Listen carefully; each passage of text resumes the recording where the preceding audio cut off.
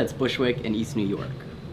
Cool. All right. So, what was your ideological process? How did you encounter socialism and then DSA? Yeah, so I heard this saying once that socialist organizers especially organize out of hate and out of love. And I think for me it started early, right? I grew up in a working class family, grew up watching my parents struggle, making ends.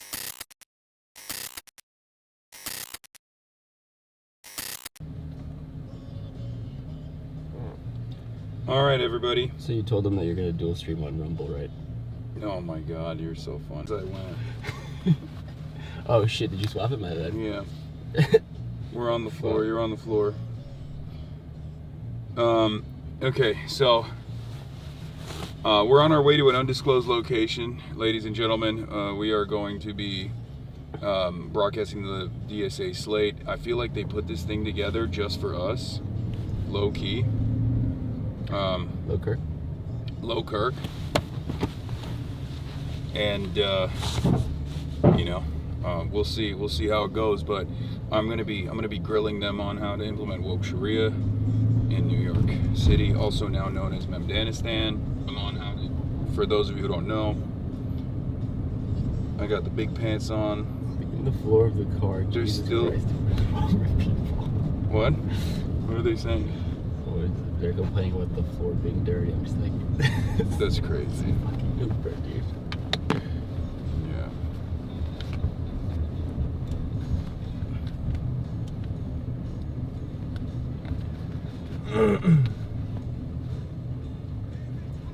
Some crazy issue with the Guthrie kidnapping. I know. I'm gonna cover that later. So today we're doing a quick like speed round, meeting the DSA Slate. And then afterwards, I guess you could show it. Okay. Yeah. All right.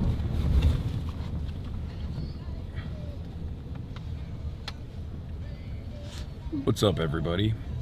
We're live. We're alive. We're on our way to an undisclosed location right now to meet up with the New York Democratic Socialists of America, sitting proudly. The DSA National is sitting proudly at 100,000 members as of 2 days ago. A impressive feat, an incredible accomplishment, Insane. making it currently the largest contemporary socialist party in the United States of America, and we're going to be there very shortly. We'll obviously hide the location when we get there, but I'm going to be asking them questions about like what the goal is, what the DSA's infiltration is going to be looking like. It's commie infiltration time, and you know, get a good feel for some of the candidates that are running, introduce them to you guys as well. Is it cold today? Yes, it is. Oh my God. It is very cold today. It's not as cold as yesterday, but it's still very cold today. Mm-hmm. It's cold every day. Yeah. Let's be real. What it's like Also, to not be cold. March, show the people what you're wearing. Why? Because it's an insane fit that you have on for how cold it is. I feel like it's not enough. Dog, show chat. Okay, here. I thought it looked great. You do look great. What's wrong? I got heat tech. Boom, boom. That's not enough. And I got the heat tech leggies too.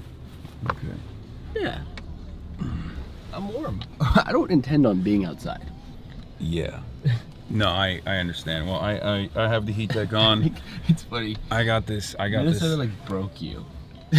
Yeah, You I got the live in heat tech constant on. fear. I got this jacket and I got this shirt on. So, you know, I think I'm well The cold situated. can't hurt you in here, man. It's not real. I'm well situated, I think. The cold can hurt me. The cold has hurt me. I can tell. It's not. I can tell. It's not even a can't or can. It's a definitely a thing that has happened already. L Japanese engineering. Yeah, speaking of L Japan. Okay, yeah. Can you give me like a TLDR? Yeah, Takaichi is, and I've been talking to my analysts in Japan for this as well. People who have been like, yeah, I've this is something that I've been aware of for a while now. Takaichi comes in to the basically single party that has run the country, Shinzo Abe's party as well. Takaichi comes into power. She's very conservative. She's more conservative than like even the past leadership. And one of the first things that she does is basically say, like, we're gonna retake Taiwan, which is a massive, understandable sore spot for the Chinese. The Chinese government immediately responds very, very harshly with the strongest rebuke possible. But that wasn't the only thing that she did. She's like, her appeal for a lot of young Japanese especially, and she has a lot of appeal in Japan. She's like an incredibly popular by Japanese standards, because Japanese people by and large don't really give a shit, right? But by Japanese standards, she's been considered a incredibly popular figure, and the reasons for why, from what I understand, she's popular is because she's quirky. No, I'm not even kidding. Are you fucking serious? Yes. Young Japanese people consider Takaichi to be Quirked up. like kind of quirky, kind of cute.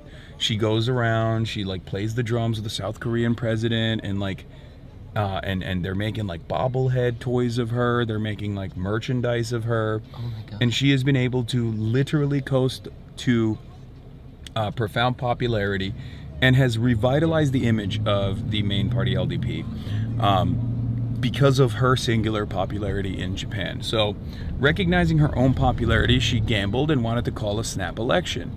Because of a sequence of controversies that the Communist Party's newspaper had actually exposed, which never yielded any electoral results for them, the positive electoral results for them, but had actually damaged the confidence that people have in the LDP. Basically, was chipping away at their majority and the Diet. Now, because of that, she wanted to restore the support for the party, and banked on her own individual popularity to do so, and call for a snap election. It was profoundly successful. The only party that's like gaining the only party that has had an upward trajectory in Japan has basically been the what is it called? The orange one, chat. You guys probably know, right?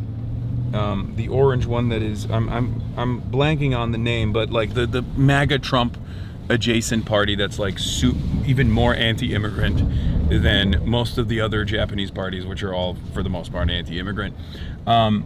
Japan, remember, 1% immigrant population, very xenophobic, so much so that it's actually hurting their overall population numbers. What? Not us though. They'd let us in. Yeah, Sansaido. Thank you, Chatter. So, Sansaido actually increased in its popularity, but outside of that, it was LDP that gained back their gained back more seats. I think the communists lost seats, and the saddest one is the other true left party that's even more leftist than the Japanese Communist Party, because the Japanese Communist Party is just communist in name only. They're more so like a social democratic party, as you guys know. We went to the headquarters. But the real left party was the Reiwa Party. The Reiwa Party is the Reiwa Party has a major figure. It's almost like singularly focused on the former Battle Royale actor. He's a fantastic guy. I really like him. But apparently due to health complications, he's actually no longer in the running, and they actually lost all of their seats, but I think they're going to gain 2 seats back. But they will have a total of, I think, 6 seats that they lost. 6 or 7 seats? Yeah. Communist Party lost half of their seats. Reiwa now only has 1 seat. Oh, thank you, sir. Thanks, sir. Okay. Somebody should be meeting us. Let me text Which them. side is it?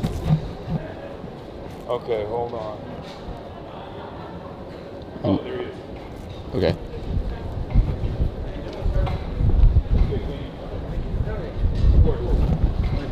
So we're still live, like the mic and stuff is still. We're not showing. Yeah.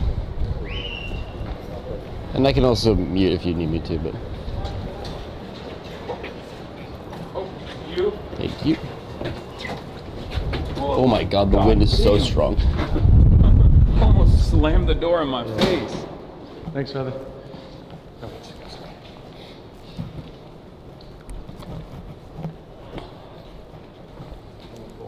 So we're having secret meetings with the cadre. With the cadres, this is some real This is some real hush-hush secret socialism happening. You know it. Okay, well they can hear us, by the way, this part at least. All right. I'm joking for the chatters who are listening. Hello, chatters. Yeah.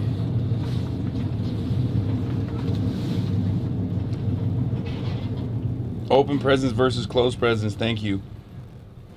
Is it two different people? I think so. There are two dueling.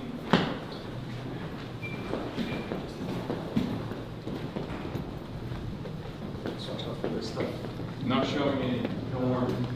Actually, not very good. I'm playing videos on Slate. Wait, where are we going? Somewhere here. Okay. Yeah. Can we?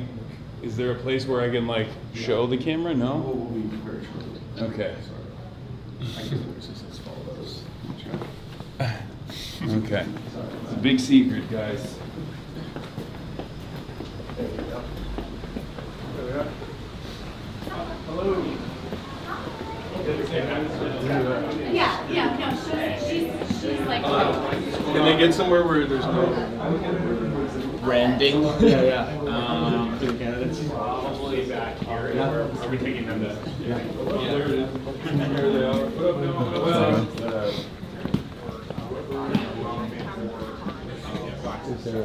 We're gonna be able to film where the candidates are. Yeah, we will bring them. Oh, okay. Yeah. Okay. Jeremy, I think we met election night. Briefly. Oh, the mayor. Yeah. It's a great night. Uh-oh. Look who it is. Okay. Oh, okay. Let us. Are We can film in here? How are we doing? Yeah, where's Sam? Yeah, There's a backdrop for you. Okay. Yeah. So then we could use any part of this setup we want. Are you packing up and we're just using this area? Or? So I don't point anywhere. Yeah. We'll see. I'm live right now. I know. Are Yeah. you guys done? Let's get you, So we're just gonna use the red background. is that the case? Hello? We're using the red background, Robka? Is this the move? Ask Wait, Isabel. actually, Isabel, let's, can you use this backdrop? Isabel, can you? Great. What are we? Do you want to come? Isabel, Sure, the videographer who was We working would here love earlier. you. Hello, hi, Hi. Hasan. My name is Isabel, big fan. Hi, Good nice to meet you. We're trying to get people to come, thousands of people to Albany on February 26th, 25th. But this was just a wait, question about, hold on. like, This is a- Wait, yeah. Oh, I don't know. We That's are why I was- we that's why I are was asking. live streaming right now. We're Yeah. live currently, Cool. but they told us don't show anything, so we're trying to figure Yes, out. use the space. Do whatever you Any need. questions? Yeah. Can we use the background? Oh, Yes. this wall's No, fine. no, no. This wall's fine. Can we use the background? Okay. Yes, absolutely. So we'll point in this direction. That you want to point in that direction. If that's cool with Alright, you? the answer is you Sam, is it can cool? use. So not the down, red. whatever. Even if not the red, the wall works. What is it? Whatever. Yeah. Yeah. There's a lot. So, from the answer. He's overstimmed. Hey, what up? Hello. Good to see you. I don't want to ruin anything, but okay, but none of that. Okay, let's try to. If we flip it, we'll just like. I will be mindful of this. This is fine. Yeah, I think we go this way. What about all this stuff over here, though? The backdrop is always good. So, I don't know why we. All right, let's just. This is fine. This is fine Yeah. back here. All right, let's just do it here. You can turn it on Okay. now. All right. Sorry, flashbang. Okay, we're good. Okay. You don't want. Okay, everybody, we're back.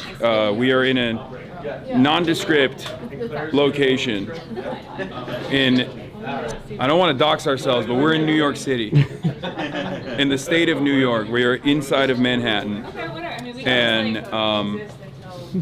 yeah, we're here. We're going to meet some of the DSA Slate, and hopefully, get to understand how we're doing communist infiltration in America, doing fifth column style communist infiltration, woke Sharia, Taqiyya, all of that good stuff. This is one of those meetings. This is a Taqiyya meeting where, we're going to be talking about how we hide our true purpose and hide it by saying that we're Democratic Socialists of America. But,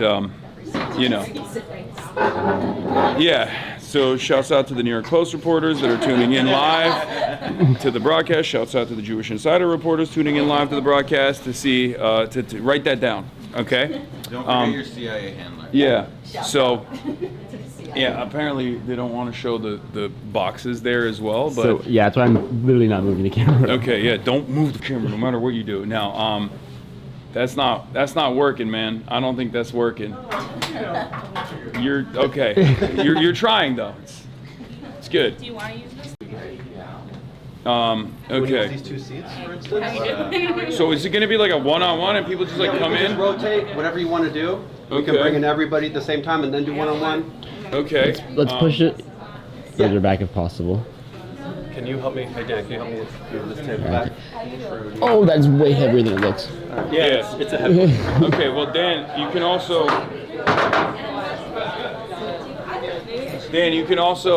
introduce yourself to the audience as well.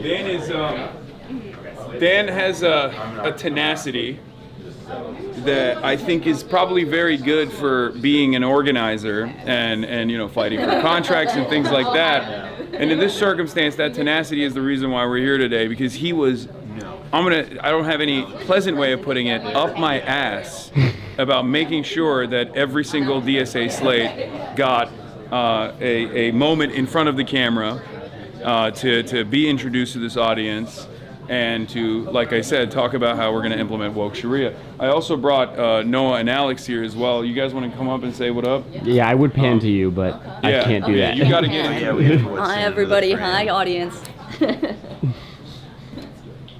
Put this here. I was explicitly informed to not move the camera. Yeah, okay. This is very awkward, but I think. We can, shoot this way. Yeah, let's just move it. Let's just move it this way. Yeah. I don't even know Side why by we need, side? Side by Great. side, yeah. Good idea. I don't even know why we need the desk, but I don't know. I mean, it looks nice. It's nice. Make it official. okay. Yeah, we can do it like that. Okay, great. Okay.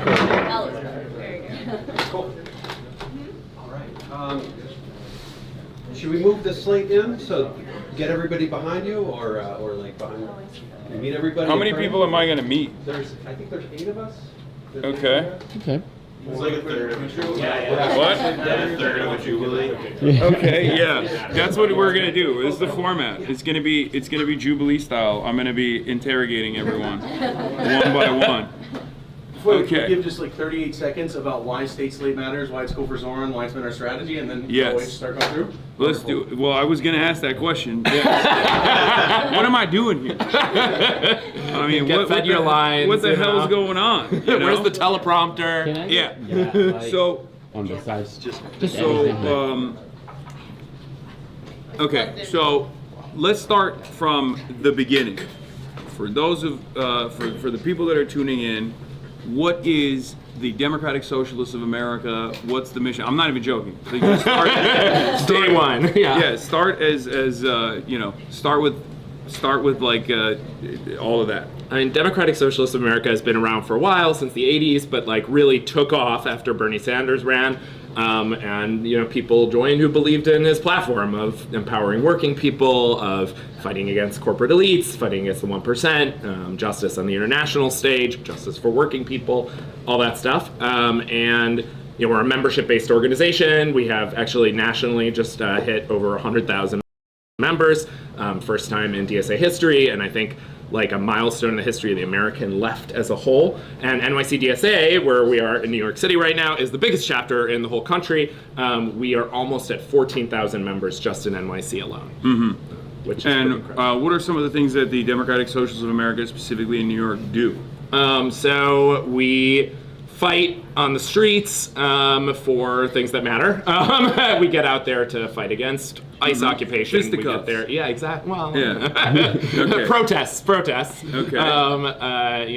Talk to our compliance people. We got to be careful. Yeah. Okay. We stand up for what's right, in the streets, in our workplaces, support union organizing. There's a big nurses strike in New York. We send people out to support the nurses. We do stuff. We fight for legislation to tax the rich, which you're going to hear a lot about today. Legislation to keep people in their homes and expand tenant rights radically in New York State, to build social housing, to actually do something about climate change, unlike do-nothing Democrats.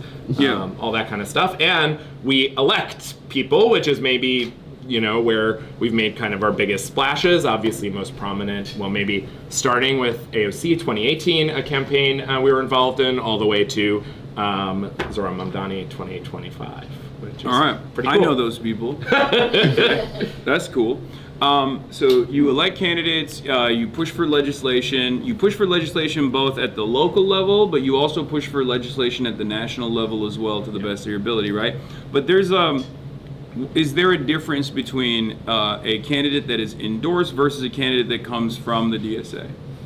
I think, over the years, we really have worked to develop candidates who have experience. Like, we look for candidates with movement experience, generally. People who have led, who aren't just like, boy, I really think I'd be a great politician. I've dreamed of being president since I was 5 years old.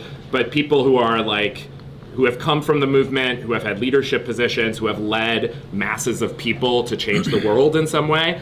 And DSA as a movement organization is one of those key things. And we know people who've had, who've come up through the organization, who've been leaderships in campaigns, who've been leaderships on leadership in the organization, have a commitment to our core ideals. They think of themselves as part of a collective project rather than just a rando individual who would make a great politician. And that, I think, we need a lot more of that. In the United States, our system is so fucking centered on individuals, on these candidates, on, they're beautiful, lovely people, they are charismatic, whatever, rather than thinking of how do we empower thousands, millions of people to take their own destinies into their own hands.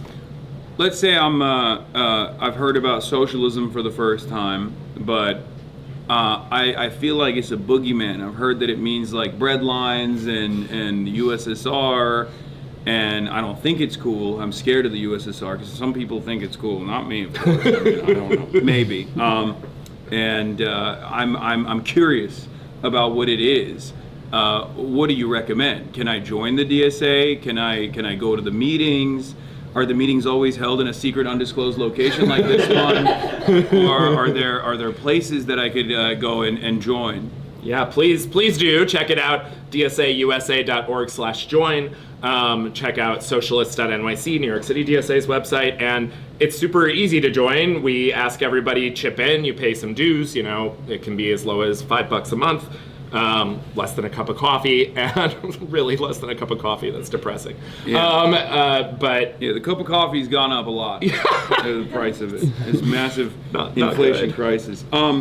Okay, let's say I am I've read a lot of theory, and I'm a Maoist third worldist, coming from the peasant class in Iowa, which also, I hear, is Xi Jinping's favorite state in New York City, in the entire United States of America. That's real, by the way, look it up. Can I still join DSA, or are they counter-revolutionary and therefore a revisionist party that is simply cutting the revolutionary potential of the American vanguard? I think, it's funny, I think a lot of us who joined around Bernie time maybe had views like that, and one of the things for me that was so important was seeing these huge electoral efforts, these mass movement efforts that the left has done, have not, as some ideologies would predict, shrunk the movement, made it, pushed it into normal channels, but actually have massively expanded the movement over the last years. So I think there's a lot of agreement. Do I have a caucus for annoying people? There are many caucuses. I heard that there are caucuses within the DSA structure. What is a caucus? Let's start there. So basically, a caucus is a group of people who are aligned around kind of an ideology, like maybe the one you described, or a particular way of thinking about the world, and they organize together in DSA to shape it, to Maoist third world is Gonzalo thought. Yeah. There used to be a dolphin-related caucus in New York City. I'm trying to remember what it was called. It was Posadists, yes. Posadists. Nuclear about space dolphins. Okay, well I'm a Posadist as well, so that's good. It's good to know. I am in favor of nuclear proliferation for all countries, except for Lithuania, but that's a totally separate thing. But I think if I can just say, you can even be a Posadist. Yeah, I mean, I think what's important in DSA, a big thing is a lot of the left, it's been for a long time like, you have to agree on what utopia looks like 300 years from now to be in my club, and that's why there's only 2 people in my club. DSA is really focused on like, do you agree how we build power over the next 5-10 years? And we might have a lot of disagreements about what 200 years look like, but like 5-10 years, we're gonna do elections, we're gonna fight in the state, we're gonna do mobilizations, fight outside the state, fight in our workplaces. If you agree with that, you should be joining DSA. Okay, cool. All right, so let's get to why we're here today. Okay, I'm convinced this DSA stuff seems pretty good. Welcome, Hasan. Yeah, even though you know, like I said, when you sold me on the DSA stuff, when you said you can be a Posadist and still have a caucus, specifically around dolphins and nuclear arms for all. But we're here to meet what is known as the DSA Slate. What is the DSA Slate? So, you know, as I was saying, we do stuff collectively here, and it's not about any individual alone. And this guy is Zoran Mamdani, who everybody everywhere in the world knows. Yeah, who is that guy? Who is that guy? You know, he came out of a collective thing. In 2020, he ran with 3 other socialists. What caucus was he a part of? He wasn't in a caucus. Wow. Yeah. I can't Smart guy, honestly. I can't map out his ideological tendencies, so I can't trust him. Anyway. And all the caucuses thought that he was in their caucus, so he was good at that. Yeah. Yeah, no wonder he actually won the race. That's like very good politicking. Okay. But yeah, so he was part of a slate that ran for state government in New York State. The state government in most states in the country has an immense amount of power that affects working class people's lives. They're usually the ones with the taxation power. They're the ones with the housing policy power. They're the ones who do energy policy. They're like so many key things that affect ordinary New Yorkers are formed in the state capitals, not actually in your own city government. So Zoran and many others went to Albany to change that and to fight to tax the rich, to fight for massive tenant reforms, to fight for public renewables, to fight for immigration rights on the state level. Especially important too when you have like a batshit reactionary administration on a federal level, like here's a place you can do stuff. So, you know, Zoran did that, and now he needs allies in the state government to push his agenda to make sure we can raise taxes on the rich, do child care, etc. So a whole bunch of people, amazing human beings, have stepped up to, you know, do that and to run against most of the time shitty corporate nonsense Democrats who are not doing their job, and to, you know, to fight the power. All right, well, on that note, let's bring him in.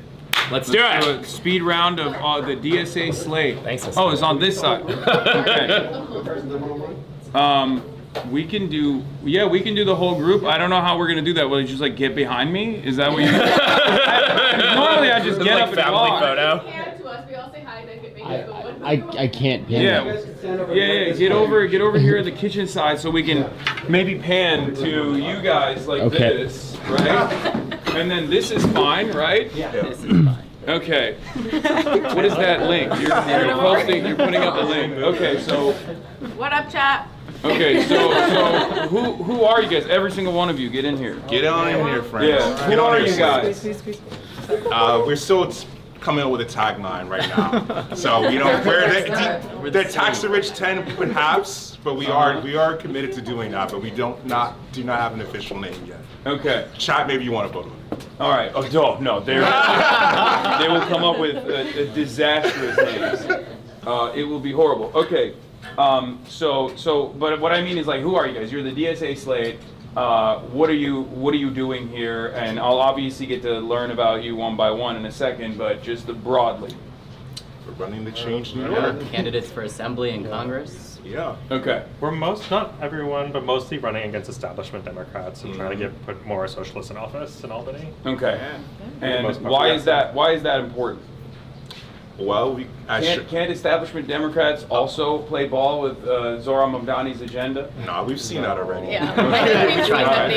Yeah. We're here because of failure. We're in this moment because establishment has done nothing and has actually brought us to this moment. And so, you know, for all of us, I think it's about making sure that we're putting forth a politic that actually resonates with people, and we know that will actually win the things that people want, need, and deserve. So, Okay. How many state assembly seats are there in New York?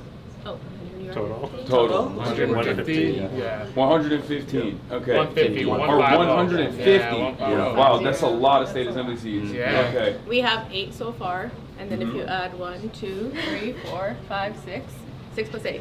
Okay. Perfect. Chat, let us know your math. More like ideas, people. As far as like being able to develop a caucus, like I'm sure there's still like people who are not officially a part of the DSA slate that are still sympathetic figures within the state assembly structure, right? There's some progressives, but they still don't measure up to like what DSA is offering. But we have. Yeah, but it's good to have at least a total of what did you say, 14 total?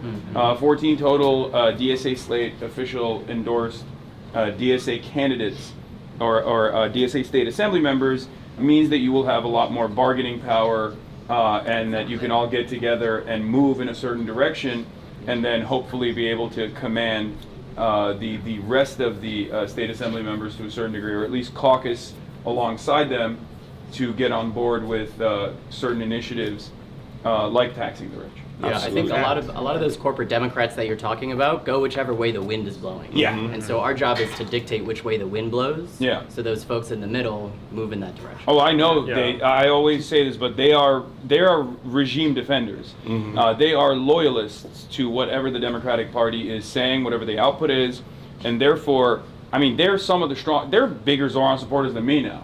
They yell at me when if I have a disagreement with Zoran, I'm like, I don't know if this is right. Don't talk about our brother like that. No, I have like 50 like Chuck Schumer Stan account placeholders in my replies being like, "Fuck you, you betrayed the revolutionary cause," and I'm like, okay, shit. I didn't realize it was like that. So yes, you're right. I do think that there is a lot of opportunity to not only push New York state politics in a positive direction, but also a lot of opportunity where I think you will see other progressive adjacent or even surprisingly like establishment figures come on board because they also want to first and foremost maintain their seats, and when there is this this base of support that is demanding more and more, and they get to see success in action, hopefully with not only Zoran but with all of you.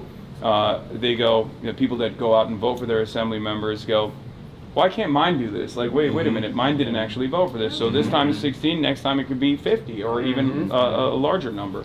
When Zoran's seat was vacated, our comrade and friend Diana just got elected last week. And oh, you met, of course. Yeah. And so there were 7 when Zoran vacated, and there were 7 of us, and now there's the potential to increase by 100% the number of socialists in office we have. So if you just imagine what kind of message it would send to the rest of the state and the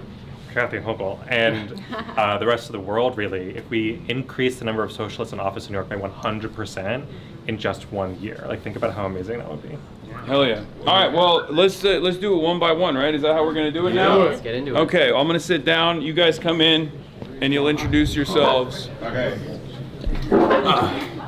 All right, so I can start joining.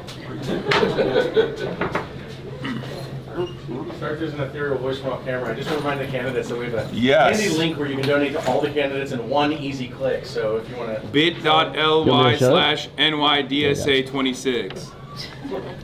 Yeah. Wait, what does it say on the It goes to an top? act blue. Does it say caps up top? Oh yeah, like Yeah, all caps, NYDSA 26. Thank you. You've covered all your bases. Yeah, I don't know why. Yeah. No cops, all caps. All right. What's up, man?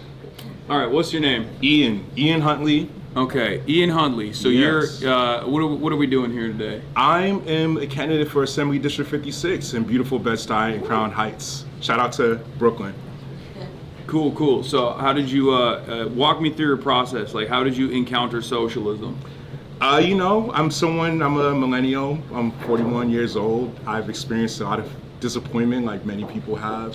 And in 2016, a lot of the things that I was carrying as personal failings I realized were structural failings and part of a system that was rigged against us. And part of what helped me to realize that was, a little known man from Vermont called Bernie Sanders. And that was really what opened my eyes to DSA, but it was AOC's win and also Julio Salazar's win that in New York that really was what brought me to DSA. Mm-hmm. Okay, socialism, but you have drip. What's that about?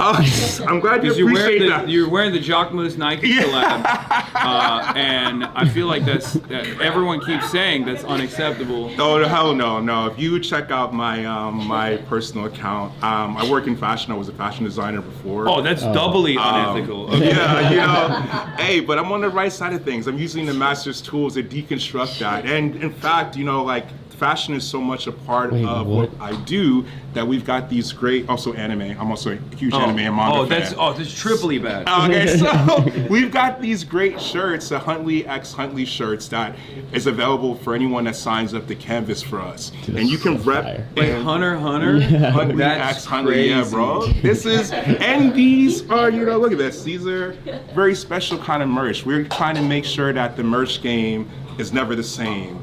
And we tried to do that with the last campaign, 2024. I'm actually returning as a candidate, and this is the continued efforts. Okay. Oh yeah. Oh yeah, and one's for you. Oh wow. Well, okay, you have to decide what. I don't know what size will work for you, but what size do you have? We got large. Oh, maybe extra large. Yeah, extra large. Yeah, I was gonna say. Yeah. You're a proletariat, so Yeah. You gotta, well, this is a large. You give me a large one. We'll just give you a placeholder. Okay. I'll wear a large one. It'll be slutty, but. There we go. I'm all about slutty vibes too. Yeah. Okay. So drip is important, is what you're saying. I think I thought socialism was about being like the most antisocial person you can be, and being as off-putting as possible. Because that's the only way that you can show people how moral you are. I think that leading a good mixed signals. Oh, it honestly, I feel like that socialism has been going under a rebranding in some ways with Zoran and the excitement that showed. And I think that people want, they're inspired and love when their politicians look fly in some ways. They love the relatability. They don't want the same old. And I think that also putting forward an image of a good life that is also about a good politics, but also visually good, is also a great message. It kind of feels like you're telling me it's not about, being appealing or unappealing, but more so about what you do, what your goals are, what you're trying to accomplish in terms of organizing, in terms of running and securing power, rather than aesthetic appeals one way or another. It is, but I do think the aesthetics are important. And when you think about the Black Panthers, you cannot disentangle the iconography. Yes, and I'm very much inspired by that, not only in the political aesthetics of how they operated, but also in their visual aesthetics. Okay, how many people do you think were like, oh man, this Cuba stuff, I'm a little worried. They're communist, I think that's scary. Khrushchev might have put nukes there, but also Che Guevara looks like he fucks. Yes. And I think I'm on board with that as a movement. And Fidel Castro too. I mean, there is something to be said about that. Think about the way that the love for Kennedy and other politicians and even Obama, there's something to be said about charismatic and strong visuals.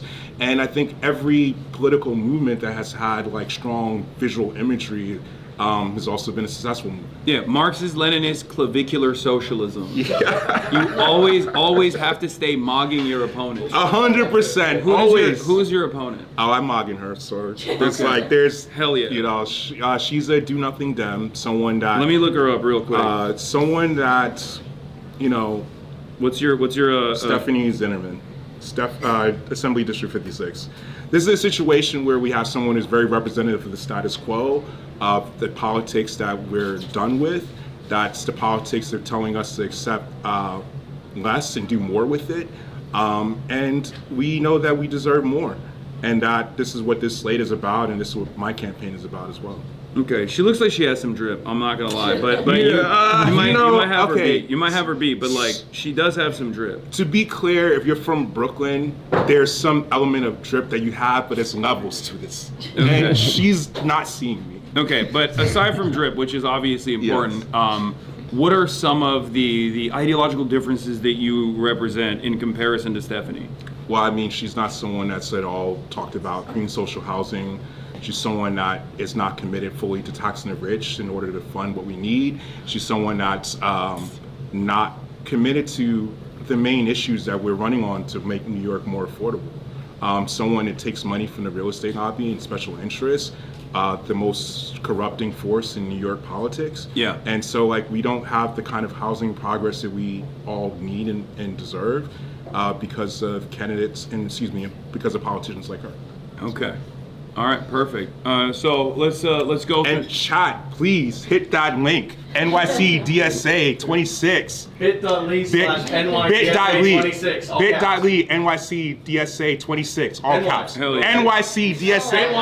NYDSA 26. I just wanted to make sure you were listening. Yes, you're getting it right. They're spamming it. Don't worry. Okay. Hello. Hi. I'm Samantha. Samantha, nice to meet you. Nice to meet you. All right. So tell us about what you're doing here today. Yes. Thanks, Dan. Again, I am very here. persistent. Dan is. It's important. We got to fundraise. Yeah. I am running for Assembly in Assembly District 37 in Queens. I'm running in an open seat to hopefully succeed Claire when she wins her congressional race.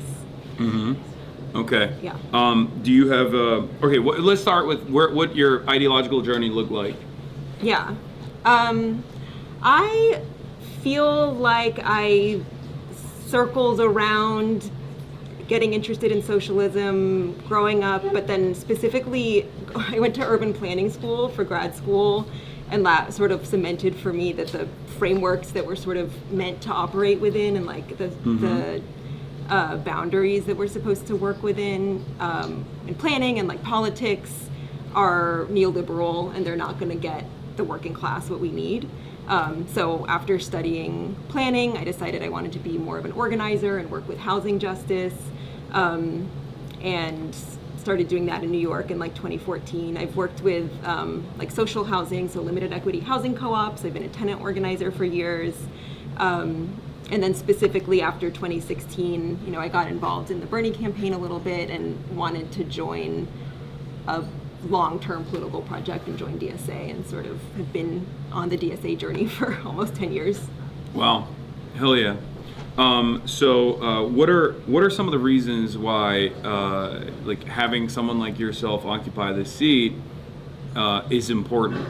Because there's this guy Zoran they keep talking about. Yeah. And he won the mayor, and the mayor in New York City, I think, has a lot more power than even other mayoral positions actually hold. Mm-hmm. It's a centralized operation. However, there are still a lot of setbacks to accomplish an agenda, especially one that is as ambitious as Zohran Mamdani's agenda.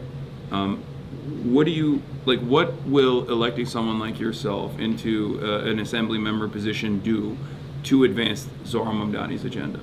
Yeah, I think an important thing that DSA is good at is elevating people to run who have like movement organizing experience. So I think everyone on this slate is familiar with the fact that you don't just like show up and decide how to vote on a bill like the day of the vote. You spend many hours, many months in advance, like building up pressure so that the vote goes the way I like you to want it close my go. eyes and just land on it. Some people do that. Yeah. Or I have a better idea. I go out there and I'm like, whoever gives me the most money, I will vote in favor of. I mean, that's totally, yeah. You're not That's doing a way that. to approach it too. No, I think we're just very. But you could make a lot of money if you did that. Yeah. Also, You figured it out. Also, you could put your kids in really cool schools. Yep. Lots of Or if you have benefits like a to that. partner, you could get them a job at Goldman Sachs. Totally. This is something that you haven't considered. Yeah, the only downside is that you're selling out the working class by doing that. Okay, but have you met the working class? Some of them are very mean. I'm just saying, some of them are very mean. Like you get on a bus, especially teenagers. Yeah. They're so mean We to are me. not a monolith. They will It's say, true, "You have it's the true." biggest pants I've ever seen. Why do you have so much fabric?" And I'm like, "Well, this is cool. This is drip." They're like, "Unc, Wait, you're they don't 34. know?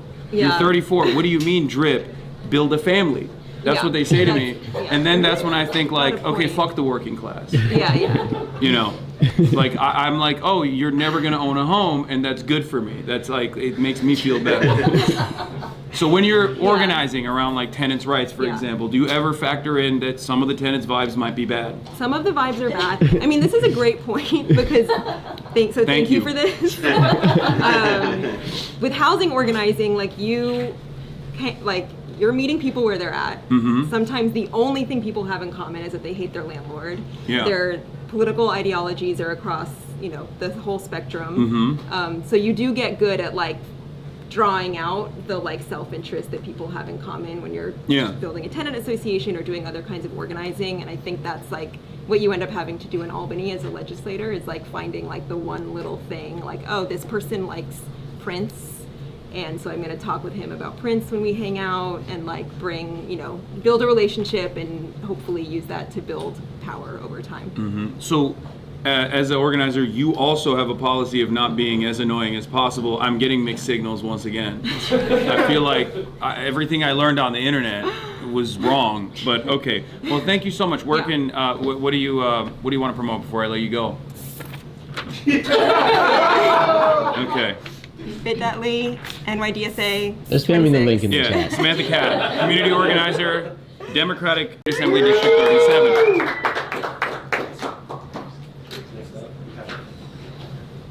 Oh. Hi. Hi. Hi. I'm Dara Lisa. Dara Lisa.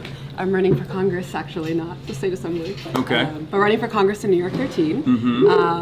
Yeah. What's the difference between Congress and state assembly? It's a little bit of a different body. So this isn't the federal government. So Congress legislates. What's the federal government? I'm kidding. Go on. Yeah, so legislation, and that's the body that does that kind of work. But it's really important because a lot of what happens in Washington dictates what folks here in the state level and in the city level can do, and the funding that they get for that. What was your journey towards socialism? Like, how did you find out about socialism? Yeah, so I actually just was organizing from a really young age. Socialism was the language that was being used in those organizing spaces. I was doing a lot of work, you know, around immigration justice, around Palestine, around, you know, policing and over-policing our communities, and really talking about, you know, what have been historically the solutions that people have fought for around these issues. And time again, it was talking about a socialist politic. And more often than not, you know, I was doing a lot. So not establishment Democrats. No, not at all. But I've been told voting blue for establishment Democrats is going to bring about social justice. I'm waiting for it. I vote every time. Yeah. I vote illegally. I'm voting everywhere all at once just to get the chances. Like I voted for Kamala Harris. I would say around like approximately 15,000 times with my mules. I don't know if you're familiar with this process. That's how we got Joe Biden in office.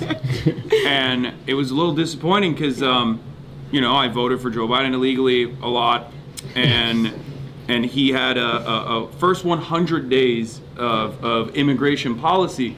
I normally don't know how to read, but someone dictated it to me. Someone read it to me. They told me, like, first 100 days amnesty, right? Reversing all the things that the Trump administration had done. So I waited. And on the 99th day, I was like, okay, what the fuck? None of these things happened. Actually, I saw a bunch of Haitian immigrants in the border of Texas getting whipped by Border Patrol. That's the opposite. Yeah. So you're saying that you represent something different. Absolutely, yeah. I think the establishment has gotten us to this crisis.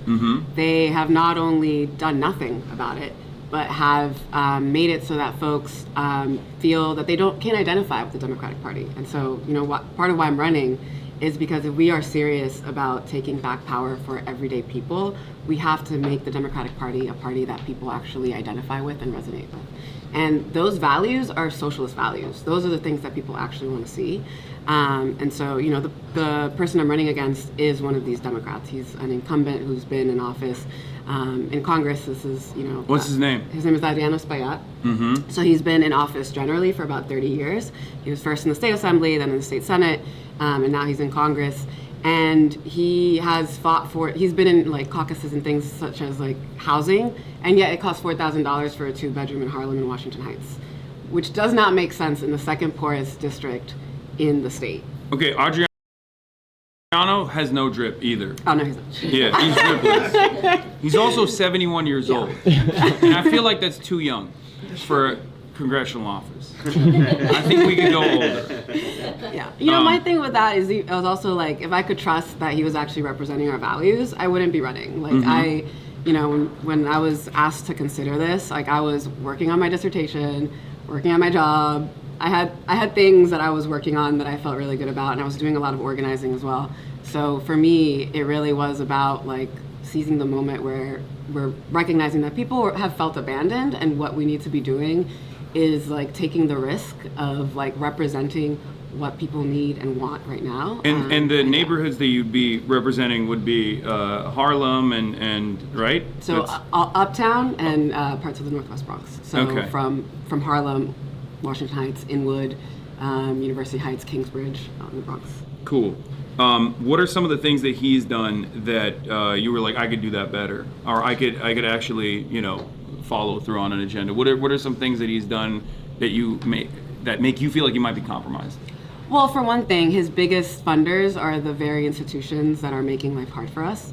So his biggest donors are APAC, you know, the real estate Love those corporations. guys. Yeah, the real estate. Big fan. The real estate corporations that are pricing us out. Also, who's going to look out for the landlord? Yeah, exactly. And Which is a thing that I say all the time. It's like his $4,000 for a 2-bedroom is just actually a little too low. Yeah, for it the makes me poorest. grind harder. Yeah. When the rent goes up, I want to grind harder. That's Sigma Grind said. So you want to take that away from people.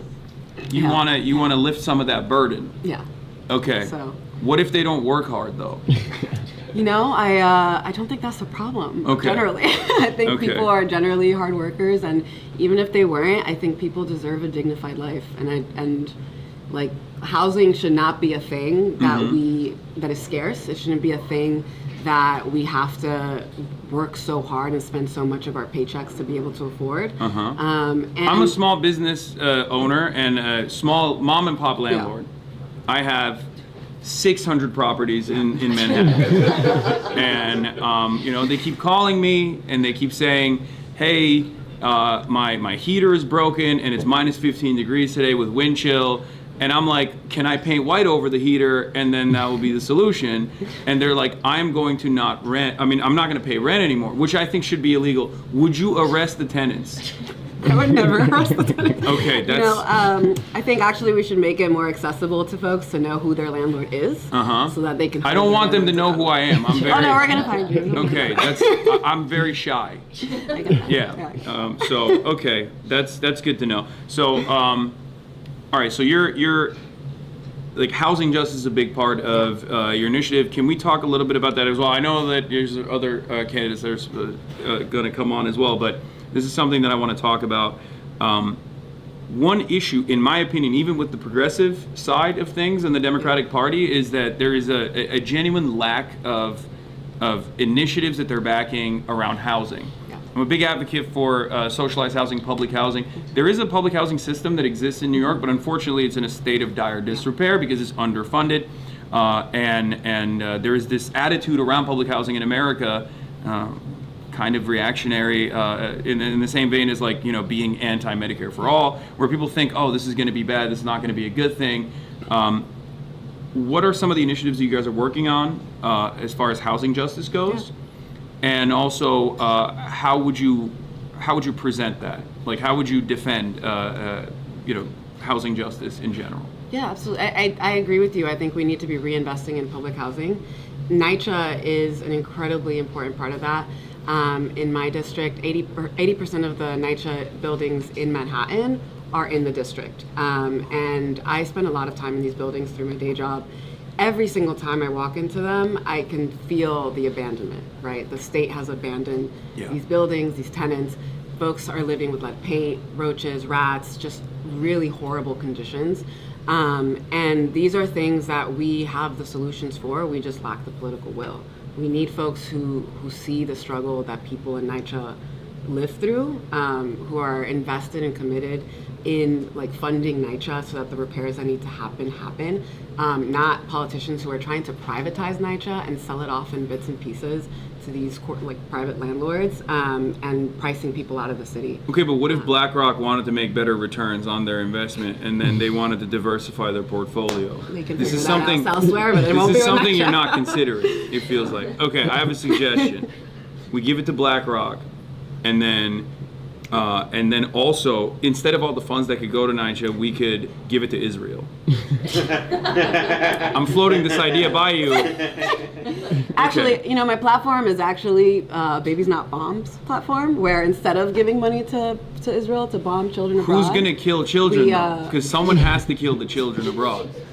I don't know that we have to do that. Okay, that's. I think we could invest This in the is- babies here. I like am the ones who were Democratic Tims. Party, and we They're- have to continue the baby murder. I just think there are not enough babies who were Tims. And Okay. it's like we need more babies and Tims and Jordans. Okay. Okay. Like, there are just not enough of them. All right. Well, thank you so much. You know, you wanna plug your district and where you're running for. Obviously, we gotta go to NYDSA 26. Bit.ly, yeah, Bit.ly. Bit.ly/NYDSA 26 in all caps. And But yeah. So what? You wanna give like a last? And I'm Dairy Lisa. I'm running in New York 13, Upper Manhattan, in the Bronx. And you can visit our website at dairylisaforcongress.com. So thanks, Okay. guys. Thank you. Thank you, everybody. There, Lisa says no to baby murder. Yes, absolutely. No Okay, baby murder he's ever. not endorsing baby murder. I feel like it's a little anti-Semitic, but what are you gonna do? You know, just a little. What up? What's going on, man? How you living? What's good? What's good? How you living? I'm doing all right. In this undisclosed location in New York City. That is correct. All right. All right. Let's get it started. All right. Let's get it popping. Who are you and what are you running for? I'm Conrad Blackburn. I'm running for State Assembly, New York State Assembly, and Assembly District 70 in Harlem. Okay. Central Harlem, that is. Hell yeah. Yes, sir. Yes, sir. Okay. So what was your journey, your ideological journey towards socialism? Man, you gotta go way back. So actually, I grew up in the projects, and from a very young age, I was deemed smart by America's education system. So I was in the gifted classes with a lot of white kids. You know, for some reason in this country, there's a strong correlation between income and your level of education and access to education. So I was in class with a lot of white kids. You know, I'd go home. I'd go to their houses sometimes to do homework, and my mom wanted to keep me out the street, so she just let me go. You know, I'd go to their homes and see how they lived. They had everything under the sun, and then I'd come home and, you know, my community didn't have food. You know, our houses were disrepaired.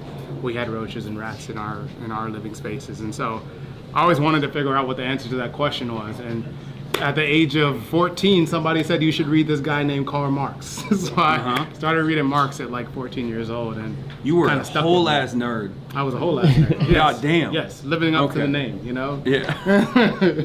So you encountered Karl Marx at the age of 14. Yep. And that's what started your process. How did you join DSA? So I joined DSA actually because I was recruited to run for this position. But when I moved to New York in 2018, I stayed with my aunt in East Flatbush, like a good Jamaican, for a summer to study for the bar. I'm a lawyer. And Julia Salazar was running for state senate for the first time then. And I canvassed for her, not knowing anyone in New York, just because, you know, I believe in socialist politics. I wanted the socialists to win. And so that's how I got plugged in. As I was on the DSA listservs. But I didn't join. I was always adjacent, didn't join until I got recruited to run this year. So you were a public defender. Still am. Or you are a public defender. Yep. Why do you want to keep criminals on the street?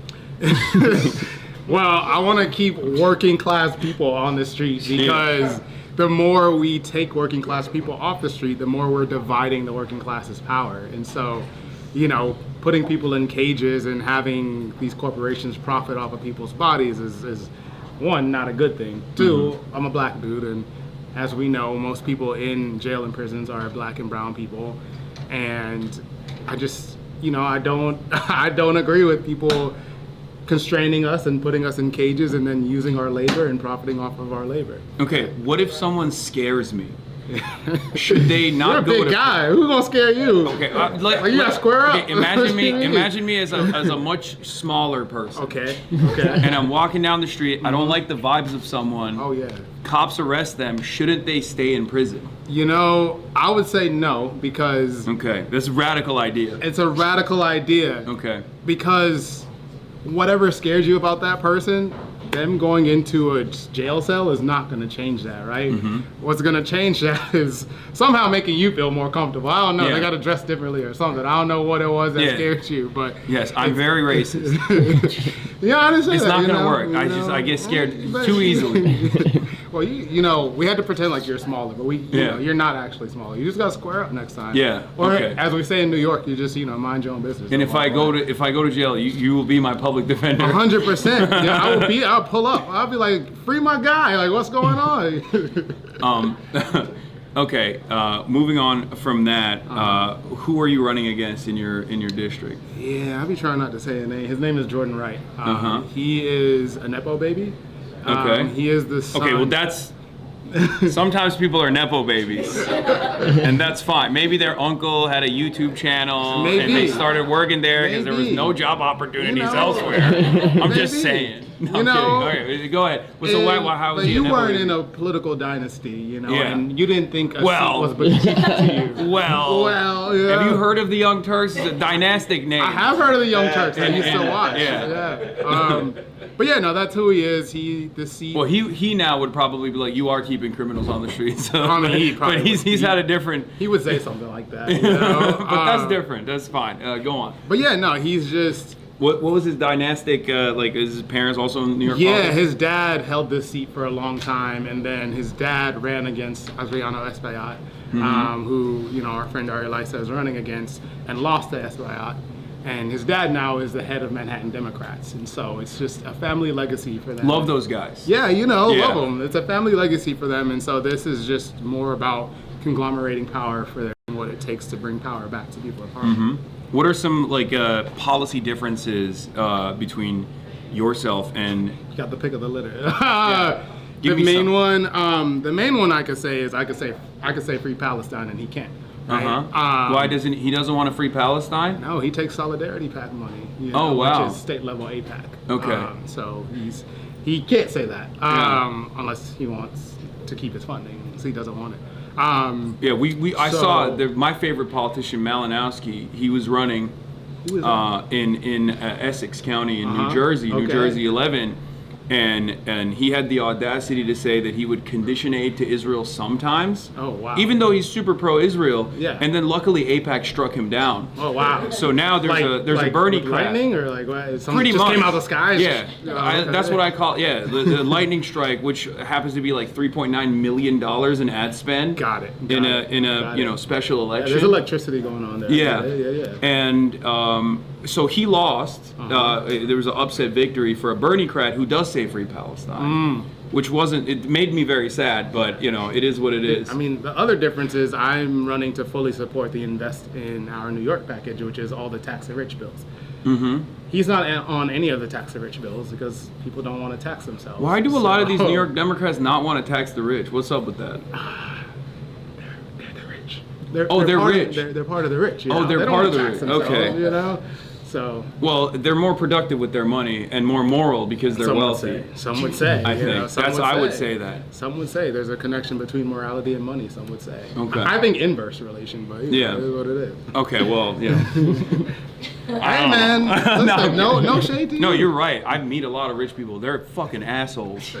I'm an asshole too, but I try to be an asshole in a good way. You're a nice guy. Okay, so you're running. You want to tax the rich. Yes, I do. What's the realistic hurdle in front of that? That's my last question for you.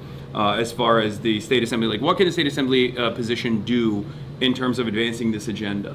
Well, we do control the power of the purse in the state assembly, so we have the power to really change the tax code. But I think what it's going to take is using our platform to really educate the public about just how much of our wealth is being extracted and exploited by the super rich in New York.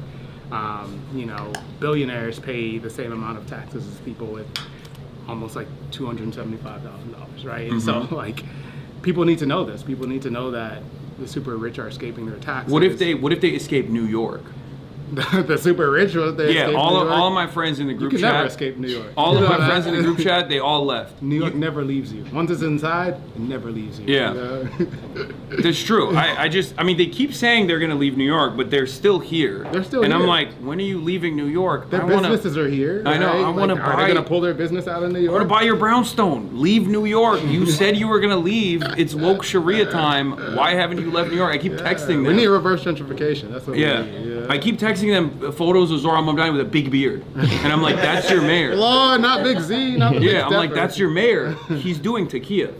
Do you know what taqiyya is? I don't know what taqiyya is. It's an Islamic tradition for Shia Muslims. Zoran is Shia. I'm Sunni. So there's a little bit of friction there as well. Y'all got beef? Yeah, we have a little bit of friction for that reason. And it's a Shia tradition where you hide how actually radical you are. Oh. Yeah. So I keep texting them that. I keep telling them what taqiyya is, and they're like, I don't know what this is.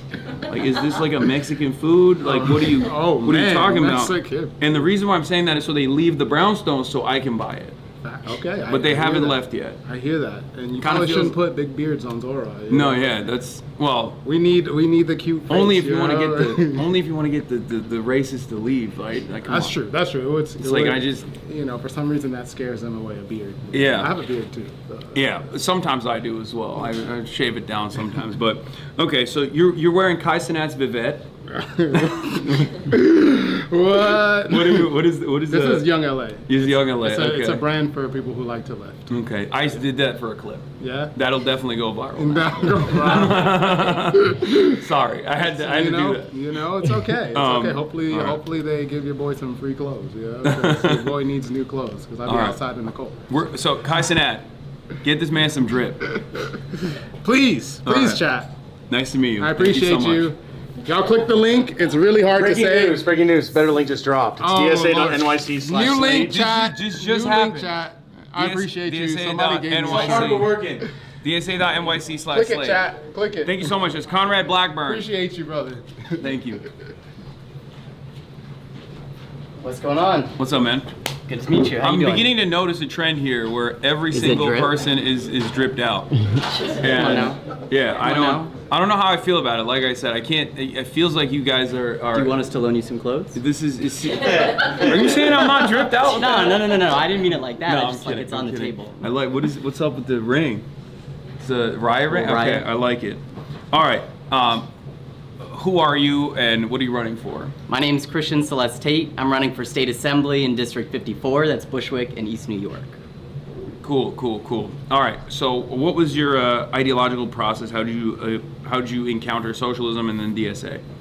Yeah, so I heard this saying once that socialist organizers especially organize out of hate and out of love. And I think for me it started early, right? I grew up in a working class family, grew up watching my parents struggle making ends meet, and that gave me that hate, honestly. I grew up navigating wealth inequality, watching other people have things I didn't have. And then I moved to Bushwick and developed a really strong love for my community. And so it's where that hate, that anger, and that love meet each other. That's what brought me to socialism. Cool. When did you join DSA? I started organizing with DSA in 2024 and started giving them my money last year. Okay, cool. So who are you running against? So Eric DeLon, corporate potato out in Bushwick in East New York. Another Nepo baby. Been holding on to that seat for about 20 years. Half his money comes from Shouldn't he go for another 20? I mean, he's gonna try. He's gonna try. Left to his own devices. I mean, man can't help himself. Okay. We beat his dad. What? We beat his dad in 2018. Oh, we beat his dad. We beat fisticuffs. Like physically beat his ass. Okay. There's a lot of, oh my God, I didn't realize how fucking nepotistic New York politics was. Oh yeah. Jesus it's Christ. Deep. It's deep. They're like, okay, your dad sucked, so you're gonna suck in the same way, so you should take the seat is kind of what I'm picking up on. Like that's the modus operandi of the New York Democratic Party, it seems. Until the Democratic Socialists step in. Okay. All right. So what are some policy differences that you have with him? So we can talk policy, but I think really what it is presence and accountability. The man has no constituent affairs. People out here are looking for help. They're asking for support. And I've spoken to people who have had the cops called on them for visiting his office and staying too long.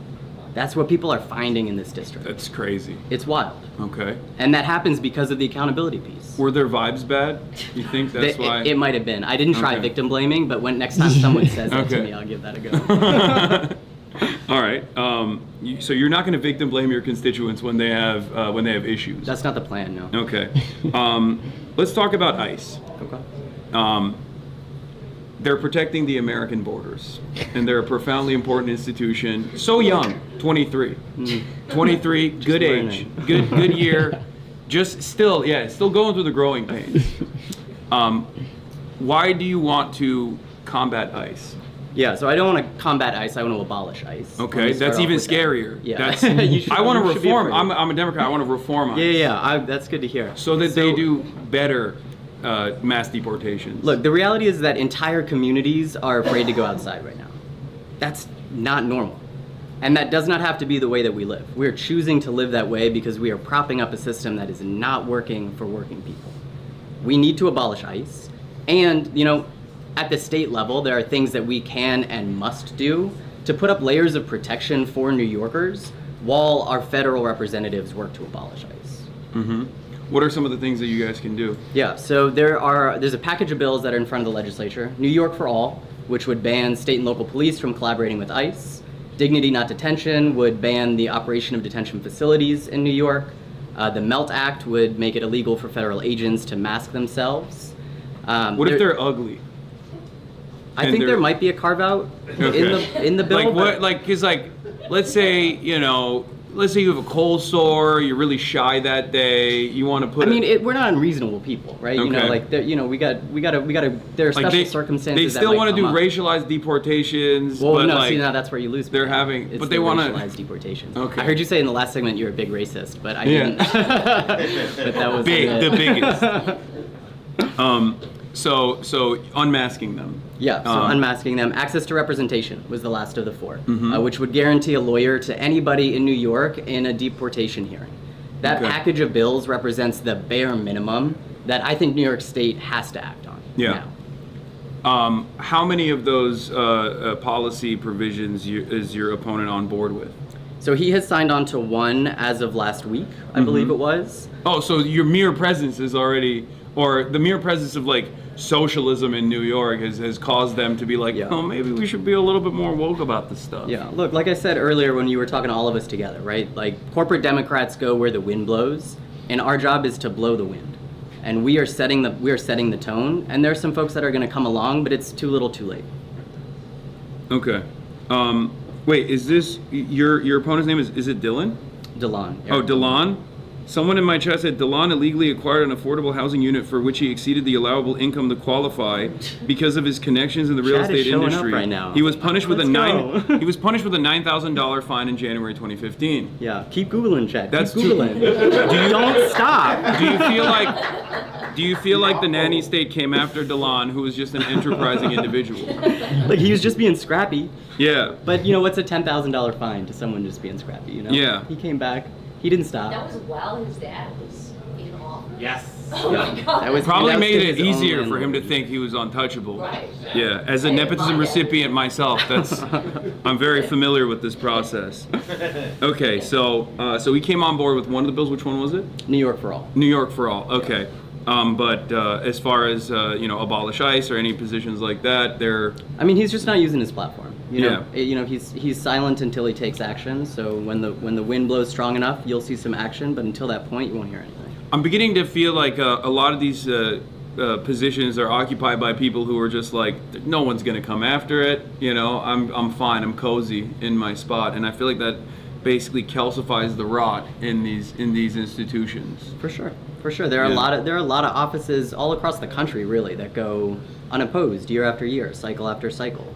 And I think part of what we need to be doing, one thing that Zoran did really beautifully, is running on movement building, right? Part of our assignment is encouraging folks everywhere to feel their own agency in our political process and to stand up when that time comes. Because if you're not getting what you deserve from somebody who you are paying to do their job, it's time for them to go. I agree. All right, well, thank you so much. I appreciate you.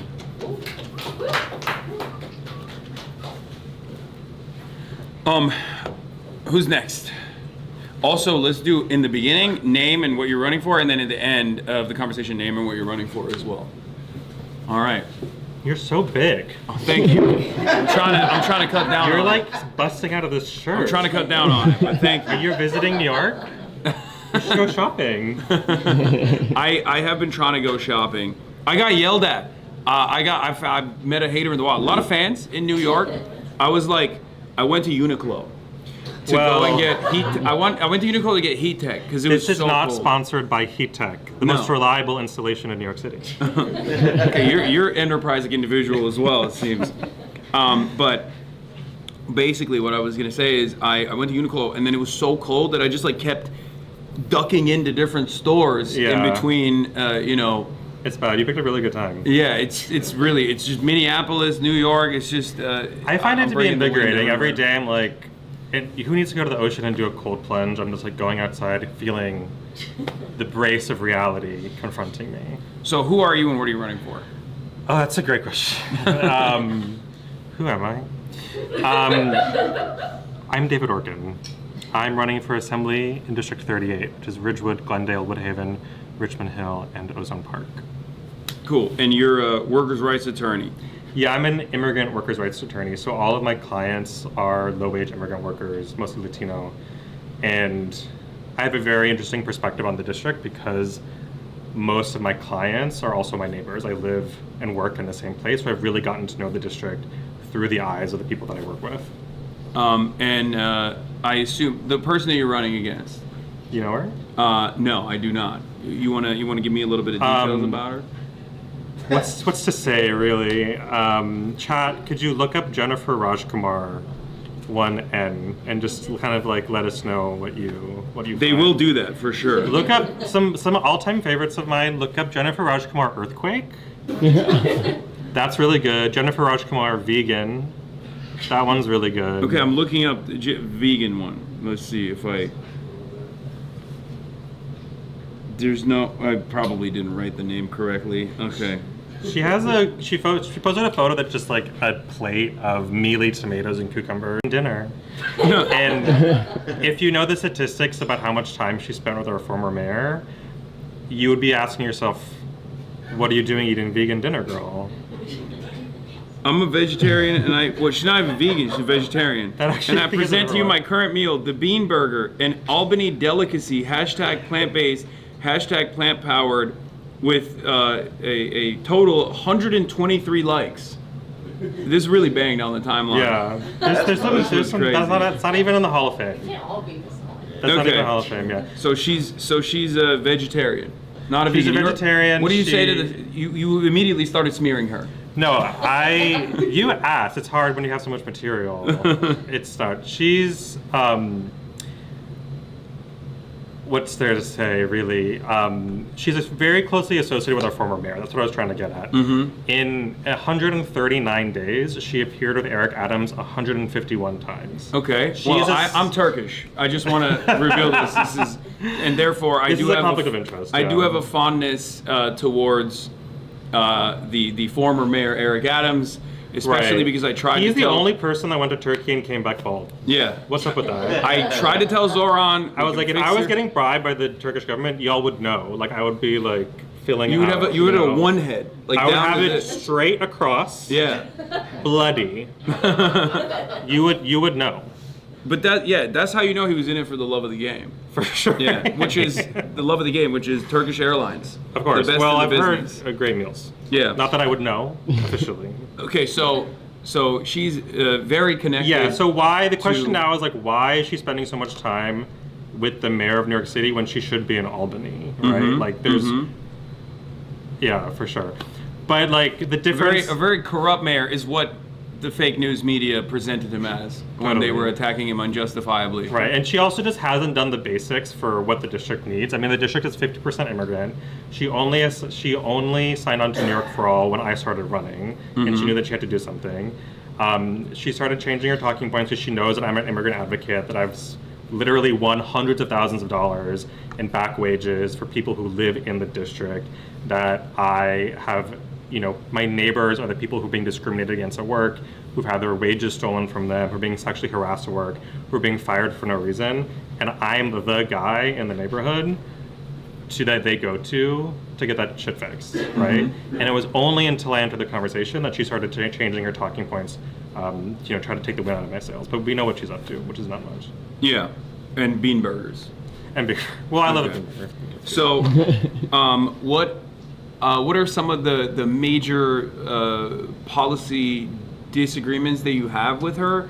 The reason why I say this though is like it kind of feels like she doesn't have much policy at all. Yeah. And is just kind of coasting along in the assembly seat. So, if you could identify some of the major areas, like you've talked about, obviously advocacy for immigrants. Right. I mean, she hasn't really passed that much. She hasn't really done that much, and it's really interesting getting to know the people in district because she really hasn't done much for us. What I'm really focused on is taxing the rich and making sure we can fund the affordability agenda, which I do think is like one of the most important political projects of our time, to show that we do have the ability to have like a life in New York City that doesn't involve suffering, right? That we can have basic things and all we need to do is raise a little bit of tax on the most wealthy people. None of us, right? Number two is... You don't think they deserve it? All the money? All the money? Like more of it? That they've stolen from us? Yeah. More of it, I think. I would like a little bit more too. They know how to use it better. Right. Because you give it to the average guy, what's he going to pay? Rent. Heat tech? No. Yeah. Rent, right? Rent. I mean, yeah. Who needs it, right? Come on. Or, I don't know, school supplies. The fuck? It's fine. Just use your groceries, brain. right? Yeah, groceries. An apple costs $3. Groceries. You don't need that. You don't need right? that. What we need is higher profits for the super wealthy. What we need to do is create shareholder value. Yes. That's the only thing that I'm interested in. Thank you. Yes. Okay, now Something you sound that like actually I'm interested in. Now you sound like a New York Democrat. Yeah. And that's why you need to go get some heat tech. Yeah, you're very blue pill. Yeah. Okay. So she's not on board with She's not on board with taxing that. the rich. Yeah, I mean, I think that she just signed on to New York for All last week, as I said. I agree with my comrade and friend Christian that the suite of ICE protection bills that we're trying to pass right now, New York for All, Dignity Not Detentions, and the MELT Act are really the starting point. Something that I'm really trying to think about when I'm crafting legislation is how can we think about the immigration system as a bunch of interlocking cogs, and how can we as legislators, as politicians, as people in community who are organizing, try to put wrenches in those cogs to make sure that we slow down the deportation machine. So one thing I'm really thinking a lot about is data privacy, right? It's not just the DMV and the police who are giving our personal data to ICE agents and the federal government. It's also private corporations which are scanning our license plate on the highway every time we go over a toll bridge.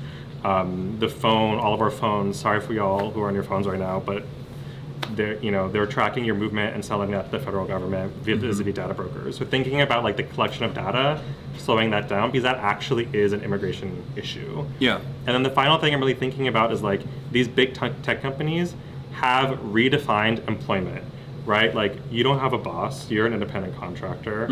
Jeff Bezos. Jeff Bezos is your boss. He's my boss. The big man. Yeah. Not as big as you, I've heard. Yeah, I love him. He is big. He's been doing He's big? HGH. Yeah, he got hit with the Dominican ray. And him and Mark Zuckerberg both, they're brolic now. Yeah. Anyway, go on. I like it, I think. Oh yeah, that's true. Jeff Bezos is cute. You're making me blush. Anyway, go on. Yeah, so we're thinking about how big tech has exploited the labor laws that were passed in the 40s and have not been updated. They've redefined employment and been classifying all the workers in this country as independent contractors. Yeah. I represented them. I was representing a group of 700 workers who were misclassified as independent contractors. They were delivery drivers. That was a class action that I was involved in recently. And this is just the way that our economy is growing. And there are so few protections for these vulnerable workers. If you imagine, in my district, there's a huge Bangladeshi community. One of the largest, fastest growing immigrant communities in New York City, and 1/5 of all delivery drivers in New York City are Bangladeshi. And those are people who are being forced into these extremely precarious labor conditions where they have to pay for gas, pay for tolls, pay for their car, and really the company that's employing them should be paying for those costs, right? So with no benefits whatsoever. No bennies, no beignets, no. And then I'm also really thinking about the intersection of those things. Like, I am a huge advocate for the Empire Act, which I'm actually going up to Albany tomorrow to lobby for. If you're a legislator watching this, which I doubt there are many of you. You don't, you don't know that. You don't know that. All the legislators are in here. Yeah, I'm coming for you tomorrow in Albany. It is the only legislation that we're talking about right now that is protecting people against employer retaliation. You're like, yo, you haven't paid me in a month. I have to pay rent. Where's my money at? Or like, you're not paying me the minimum wage.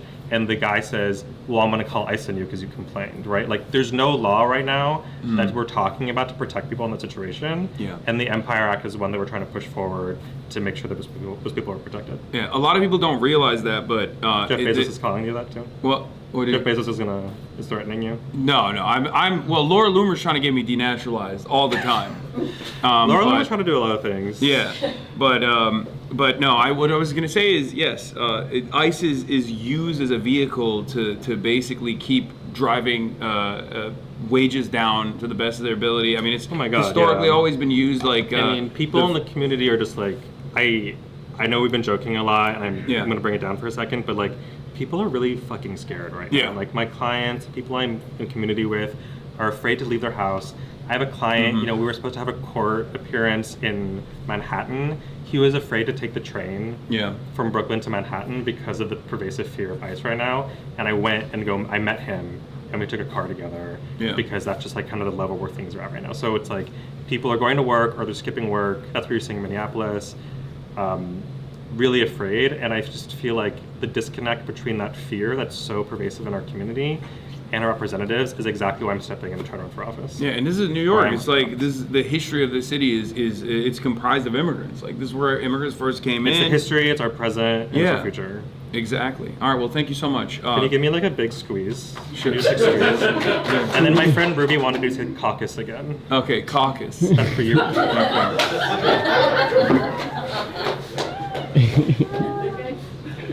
Yeah.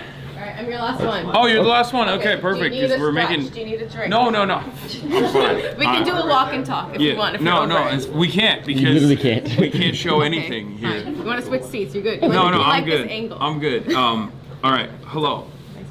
Abir. Nice to meet you. Who are you? What are you running for? Hey everyone. My name is Abir Kawas, and I'm running for State Assembly in Assembly District 34. That represents parts of Jackson Heights, East Elmhurst, Woodside, Corona, and Astoria. And you walked through Astoria with Tehran. You remember? I did, yeah. Okay, so It we're was beautiful. so remember that like street that was like the Little Egypt where like all the Arab shops were? There's like a little bridge. You cross that bridge, we're the other side of Astoria. Okay. How many more Yemeni coffee shops can we open in the same area? Listen, I think that Kahwa House is in my district, and I feel like that was the first one in Astoria before all the ones that you visited opened up. So we're like the OGs. I don't want to come across like Nick Shirley, but how do they make money? It's all in the same place. They're all packed all the time. Have you bought coffee?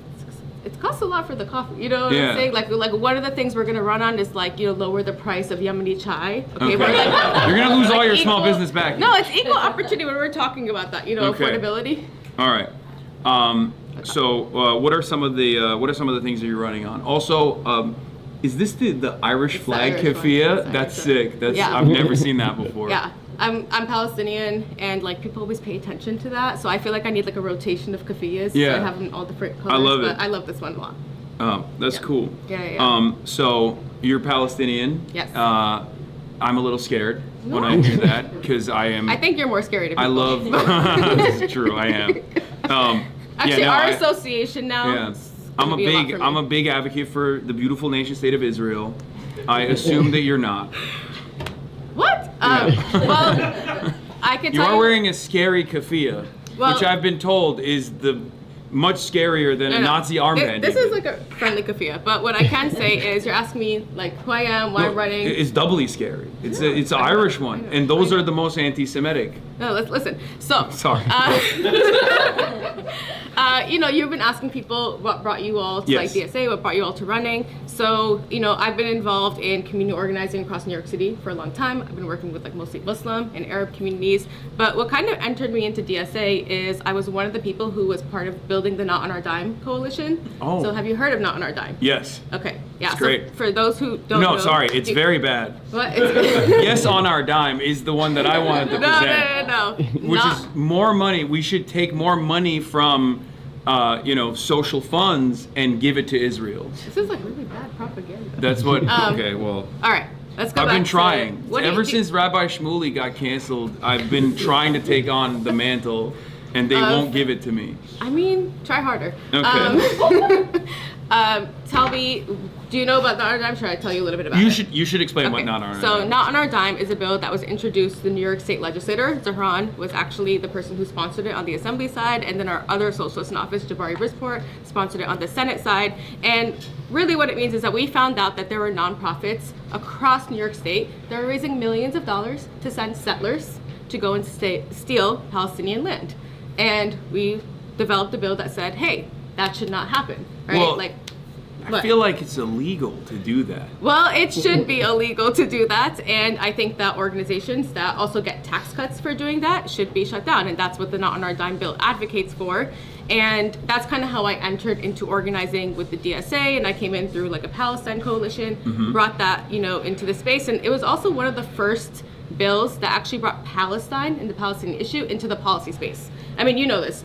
When we talk about Palestine, most people hit the streets in the thousands and the millions, right, to call out, against the occupation of Palestine. And yet you don't really see elected officials talk about it. Actually, as an advocate for many years, like people don't even want to say the word Palestine. Yeah. And so when we introduced this bill, what we were trying to say is that, hey, all of your constituents on the ground are out here hitting the streets every single day protesting a genocide, and there's a bill that you can act on that addresses this issue.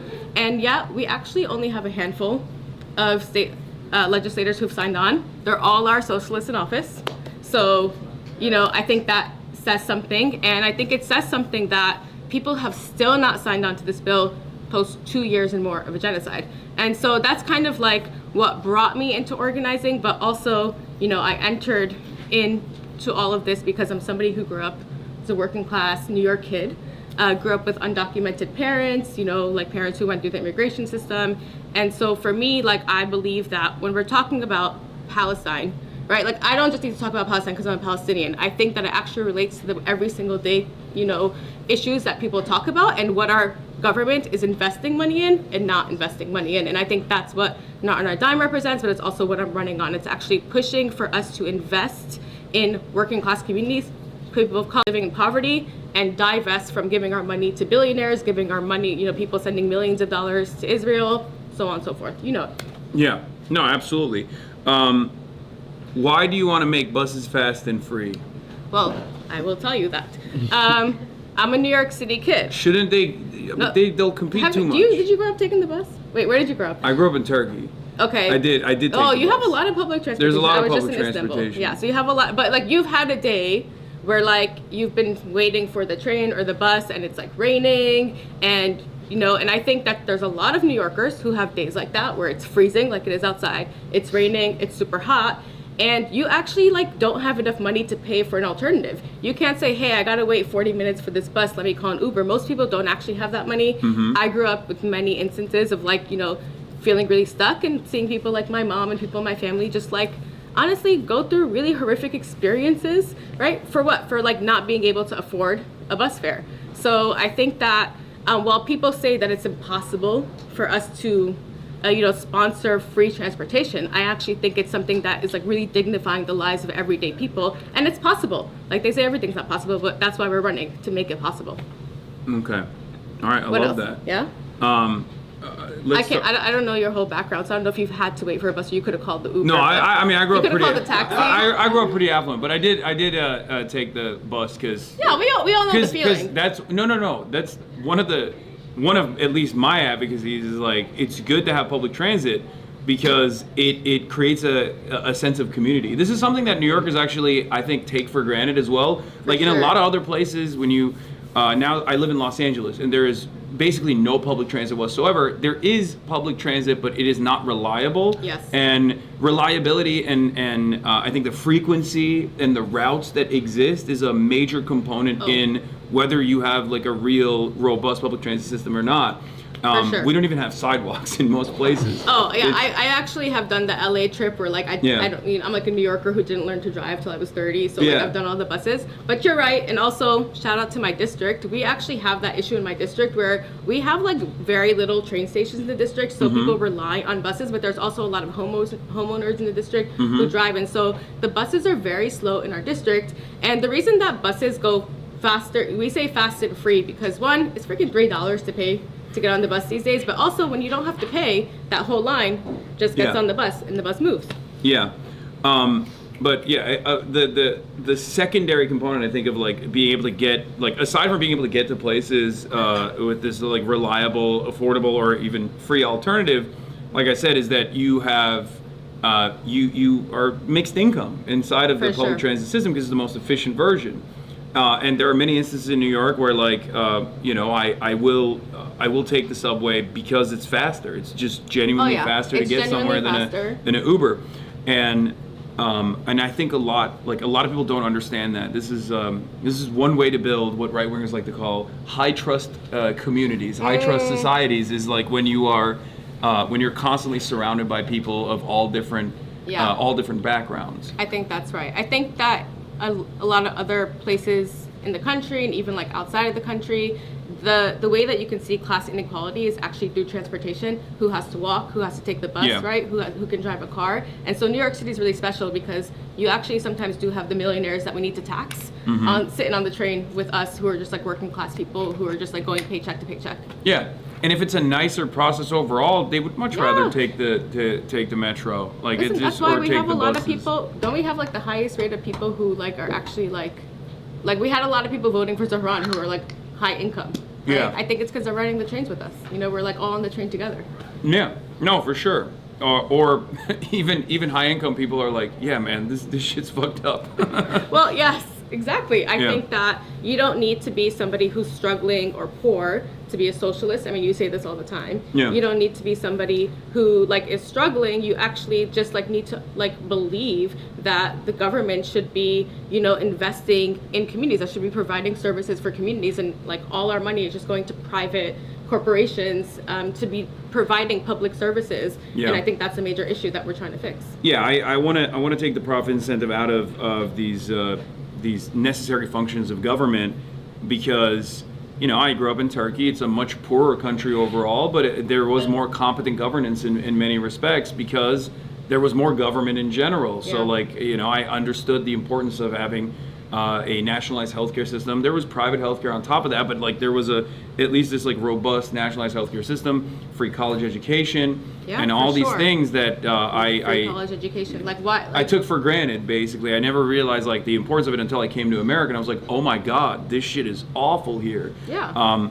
And it doesn't need to be. Yeah, I think it doesn't matter what your income level is. At the end of the day, a lot of rich people, they travel around the world and they're like, oh my God, I went to Japan, it's so awesome. Or I went to Europe, it's so sick. And it's like, yeah, because they do have, you know, modest social democratic reforms as opposed to like the insane system that we have here. That's, you know this more than anyone. Like social democracy is something that exists in many forms all across the globe. And like the idea that it's a fringe thing in the United States is really ridiculous. And actually like that's what the movement of DSA represents. Like it is pretty big tent, right? But like, well, we want to go beyond social democracy. Well, listen, you know, but you know, like the idea that the political establishment wants to make us feel like we're fringe. Yeah. And what's really cool about our movement is that we've been able to flip districts or win districts because there's hundreds and thousands of people who will like knock on doors, and it's just showing what the people on the streets want. Yeah. Who are you running against? Like, what are some major policy differences that you have? Okay, that's a great question. You know, I really like don't think about who I'm running against. I more so think about what I'm running for, right? I think that right now, all across New York City, especially after Zahran won, there has been like a huge influx of people interested in running. And what I'm really interested in is actually like, I like got recruited by DSA and I'm running with DSA. And I think that's really important because I think the thing that we are trying to do is we're pushing everything forward because we bring in a movement with us. So for example, I use this a lot. You know, Zahran, he ran on 3 platforms, right? So he like ran on fast and free buses, free to rent, and then universal childcare. And universal childcare, do you think Zahran invented that? No. Right. Zohran did not invent it. So universal child care got introduced in 2021, actually also by another socialist in office, Jabari Brisport. And it wasn't something that people were talking about, right? It was like you didn't see every single politician across New York State saying, I need to fight for universal child care. And you also just didn't see it being like talked about on the streets, even though it's always been a possibility. Now, every single like progressive politician who runs will say, oh yeah, I support universal child care. I support taxing the rich. And the reason that they're saying that is a win of our movement, because we are showing that there are like hundreds and thousands of people who will elect somebody who will say that. And so I'm really running because I think right now, and I like really believe this as a Palestinian, you know, after witnessing 2 years and more of a genocide, after like, you know, witnessing over 100 years of the occupation of our people, you know, like I was thinking, I'm not somebody who like wanted to run for office. I don't like the politicians very much. You know, I'm not someone who is interested in any of this. And I'm just looking at the system and going, it's not like we need to go in to reform it. Like this whole thing needs to change. And I think it changes by electing like elected officials who are actually connected to the movement. Like we're bringing the people into the legislature. We're not just, you know, showing up as individuals. Yeah. It's much easier when you're the one who is putting the pressure on the politicians initially, and then you become the elected representative You become instead. the elected, And like when we built Not on Our Dime with Zohran, you know, we worked with his team to build it, and we like had a system of co-governance.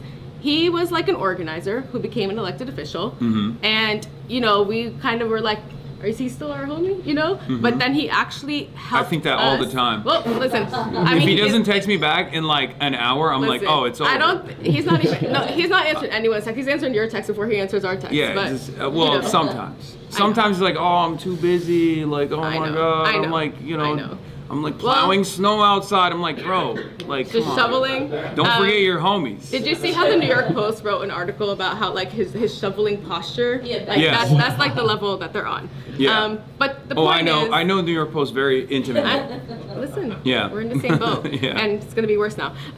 But what I can say is like Zohran was an organizer, and like when I was an organizer, like I would look at the state legislator and be like, I don't understand this thing. This is like a very sanitized body. I don't know these people. I don't know what they do. But he brought us in and was like, okay, here are our targets. Here's who's movable. Here's how we can move this. Here's where we need to go to raise awareness on this. And so it actually strengthens our movement to have people who are like actually acting as politicians, but they're not acting as politicians because they want to be famous. They want, you know, like a position. They're actually going in and running for office, and trust me, like lots of us who you just spoke to, this is like not our cup of tea. You know, we'd rather just be like out here on the streets, you know, organizing protests, but we're like doing this because we actually think it's gonna overall benefit our movement, and it's going to create a reciprocal relationship.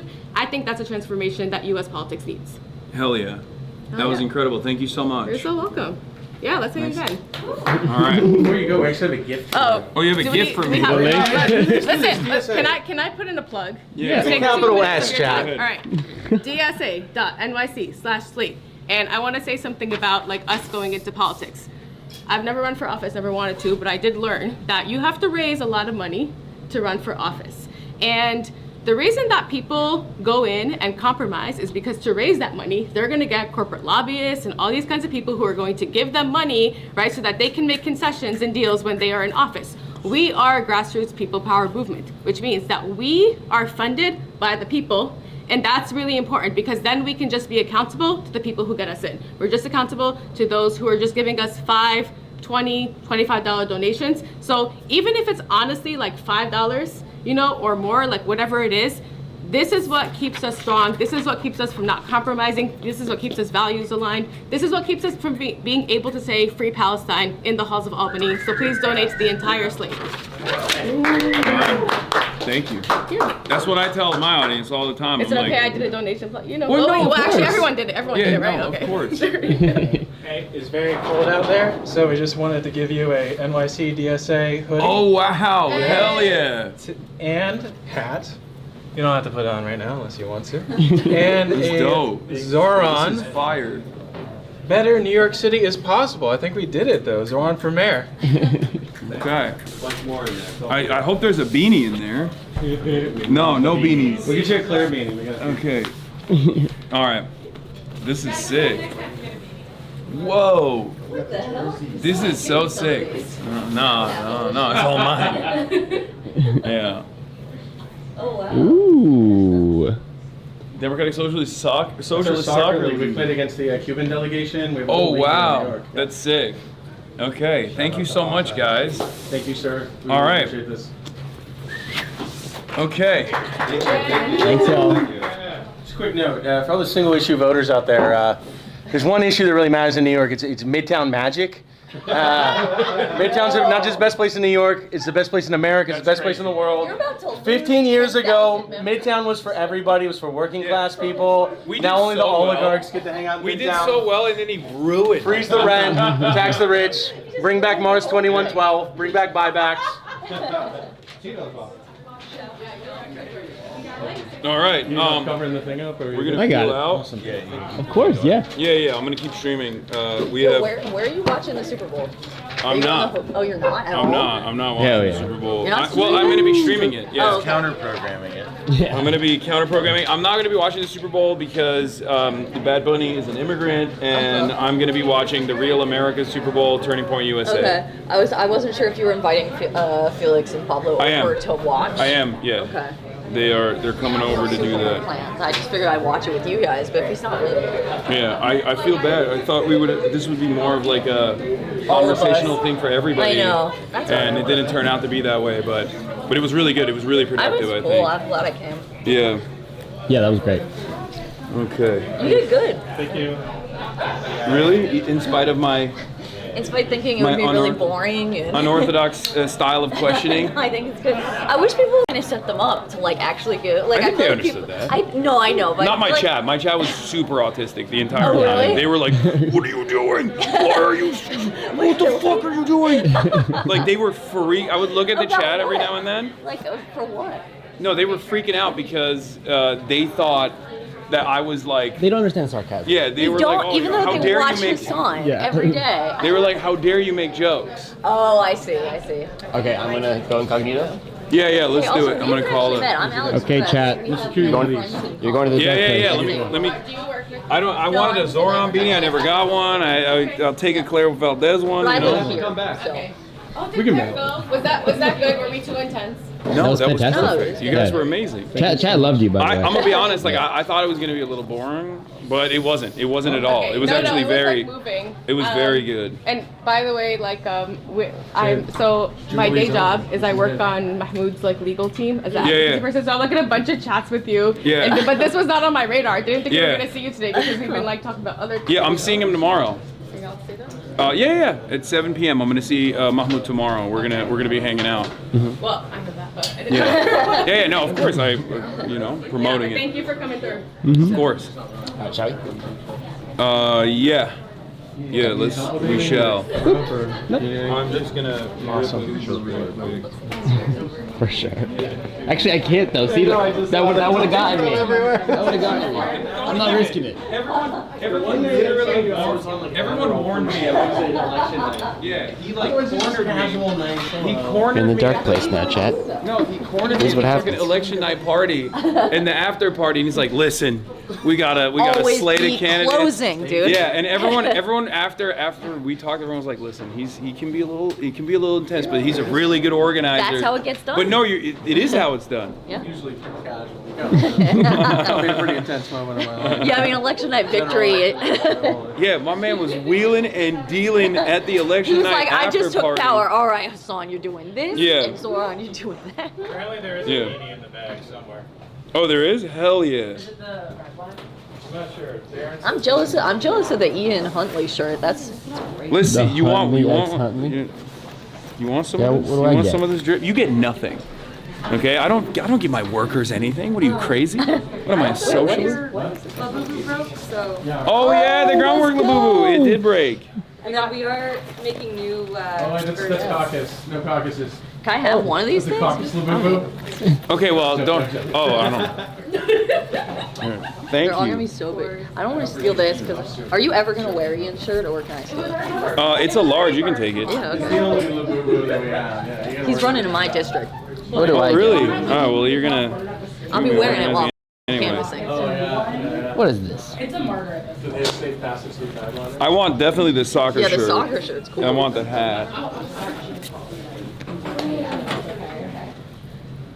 These are so dope. Oh my god. Thank you so much, guys. Holy shit.